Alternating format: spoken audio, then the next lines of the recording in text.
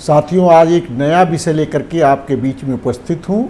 वह विषय है कौन सी ऐसी भूमि है जो गांव में लोगों के आवासीय प्रयोजन के लिए आवंटित की जा सकती है।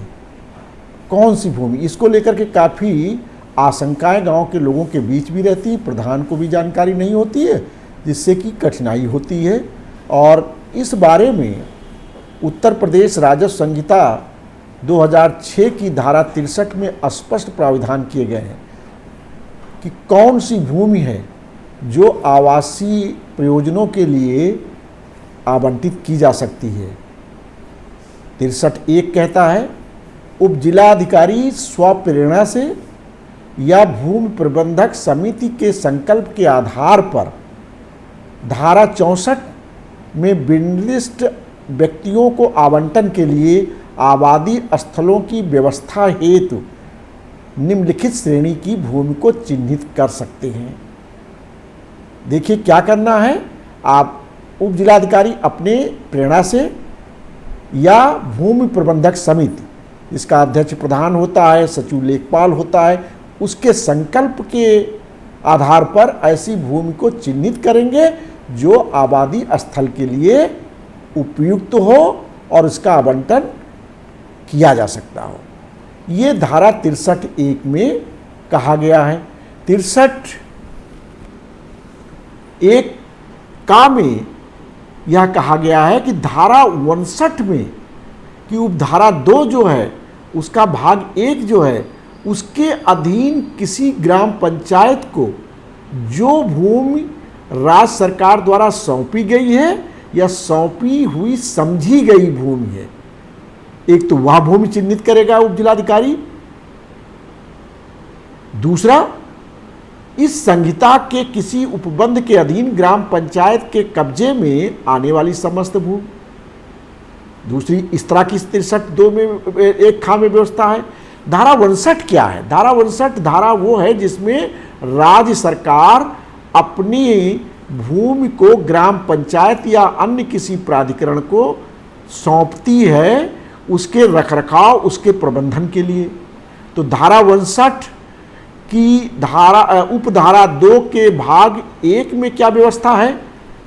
क्या ये व्यवस्था है, किसी जोत या बाग में समाविष्ट भूमि को छोड़कर, मतलब उसके सिवाय जो भूमि खेती योग्य हो या अन्यथा हो, वह धारा 59 में आएगी। लेकिन कौन कौन सी भूमि नहीं आएगी? खलिहान, बाग, कब्रिस्तान, शमशान घाट, सड़क, नाला, नाली, जो सार्वजनिक उपयोग की भूमि है वो अन्य धाराओं में आती है। तो ऐसी 59 धारा 59 के अधीन जो भूमि है, 59(2)(1) के अधीन जो भूमि है वह आवास स्थल के लिए उप जिलाधिकारी चिन्हित कर सकते हैं, या वह भूमि जो ग्राम पंचायत को सरकार द्वारा सौंपी गई वह भूमि चिन्हित कर सकते हैं। साथियों, धारा 59 जानना भी जरूरी है।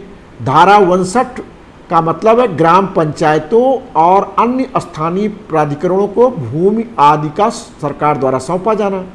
उसके बारे में मैंने बताया कि 59(2)(1) के अंतर्गत जो भूमि राज्य सरकार ने गांव पंचायत को सौंपी है उस भूमि का आवंटन आवास स्थल के लिए उप जिलाधिकारी स्वप्रेरणा से या गांव पंचायत भूमि प्रबंधक समिति के संकल्प के आधार पर कर सकते हैं। तो 59(2)(1) में कौन सी भूमि आएगी, 59(2)(2) में कौन सी आएगी, 59(2)(3) में कौन सी आएगी, 59(2)(4) में कौन सी आएगी, 59(2)(5) में कौन सी आएगी, 59(2)(6) में कौन सी भूमि आई, वो आपके सामने प्रस्तुत है। साथियों, भूमि के आवंटन के लिए, आवासीय भूमि के आवंटन के लिए 63(2) में यह स्पष्ट प्रावधान किया गया है कि भूमि प्रबंधक समिति उप जिलाधिकारी के पूर्व अनुमोदन से निम्नलिखित श्रेणी की भूमि का भवन निर्माण के प्रयोजनों के लिए आवंटित कर सकते हैं। पहला कौन सी भूमि आवंटित कर सकते हैं? उपधारा 1 में निर्दिष्ट कोई रिक्त भूमि, जिसको मैंने ऊपर आपको स्पष्ट कर दिया है। उपधारा 1 में निर्दिष्ट कौन सी रिक्त भूमि है? एक तो वह भूमि जो धारा 59(2)(1) के अंतर्गत सरकार ने गांव पंचायत को सौंपी हैं या अन्य भूमि जो इस उपबंध के उत्तर प्रदेश राजस्व संहिता के अन्य उपबंधों के अधीन गांव पंचायत को प्राप्त हुई है। तो एक तो ये रिक्त अगर इसमें कोई भूमि है उसका आवंटन हो सकता है। दूसरा कौन सी भूमि आवंटित हो सकती है? जो जोत चकबंदी अधिनियम 1953 के अधीन आबादी स्थलों के लिए चिन्हित कोई हो। आप जानते हैं जब चकबंदी होती है तो आवास के लिए जमीन को चिन्हित किया जाता है और वो चिन्हित भूमि अगर है उपलब्ध तो वह भी आवंटित की जा सकती है। अगर भूमि पर्याप्त नहीं है तो भूमि अर्जन भी इस कार्य के लिए की जा सकती है 2013 के अधिनियम के अंतर्गत, और उस भूमि को भी आवंटन आवास के लिए किया जा सकता है।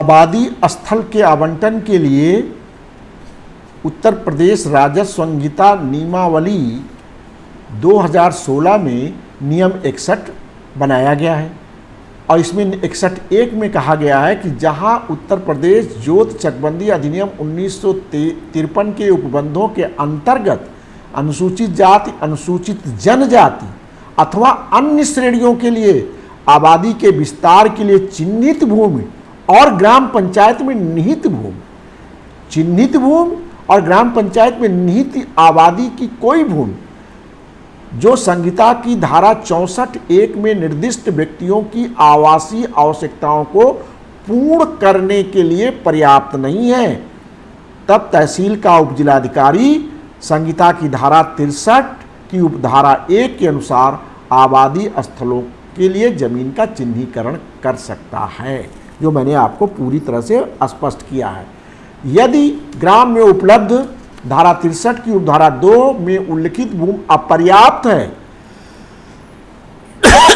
एक तो जो चकबंदी में चाहे SC हो चाहे ST हो और चाहे अन्य श्रेणी के व्यक्तियों के लिए अगर भूमि चिन्हित की गई है और गांव पंचायत में निहित की गई है वह भूमि, या धारा 63(2) में जो आपको मैंने पहले स्पष्ट किया, धारा 63(2) के भाग 1 में जो जमीन है, अगर वह भी जमीन उस गांव में जो परिवार हैं, जो परिवार बढ़ते हैं तो आवास के लिए ज़मीन की आवश्यकता पड़ती है विस्तार के लिए, अगर वह ज़मीन पर्याप्त नहीं तो इसमें यह भी व्यवस्था है कि सरकार जो अर्जन अधिनियम 2013 है उसके अंतर्गत इस प्रयोजन हेतु जो है कलेक्टर प्रस्ताव सरकार को भेजेगा और उस सरकार भूमि का अर्जन इस प्रयोजन के लिए करेगी। इस प्रकार आपने देख लिया कि कौन कौन सी भूमि है जो आवास स्थल के लिए आवंटित की जा सकती है। एक तो 59(2)(1) की भूमि उत्तर प्रदेश राजस्व संहिता के अंतर्गत गांव पंचायत को प्राप्त अन्य भूमि किसी अन्य उपबंध के अंतर्गत, और दूसरा जोत चकबंदी अधिनियम के अंतर्गत जो SC ST और अन्य श्रेणियों के लिए आवासीय प्रयोजन के लिए चिन्हित की गई और गांव पंचायत में निहित की गई भूमि है वो। अगर ये सब कम पड़ती है तो कलेक्टर एक प्रस्ताव बना करके सरकार को भेजेगा और कलेक्टर भूमि का अर्जन आवासीय परिसर के लिए करेगा, आवासीय आवश्यकताओं की पूर्ति के लिए करेगा और वह जमीन भी आवंटित लोगों के आवास बनाने के लिए की जा सकती है।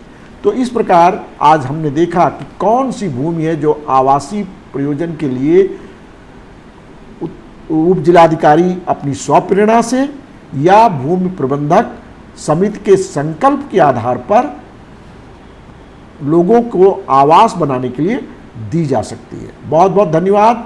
मैं अगला वीडियो इस पर बनाऊंगा कि क्या नियम है, आवास स्थल हेतु भूमि आवंटन करने के लिए नियम क्या है, किसको वरीयता मिलेगी, कितनी जमीन दी जा सकती है। अगला वीडियो इस पर रहेगा। आप हमारे इस चैनल को सब्सक्राइब कर लें, फॉलो करते रहें और आपके सम्मुख इस तरह की भूमि संबंधी जानकारियाँ आती रहेंगी। बहुत बहुत धन्यवाद।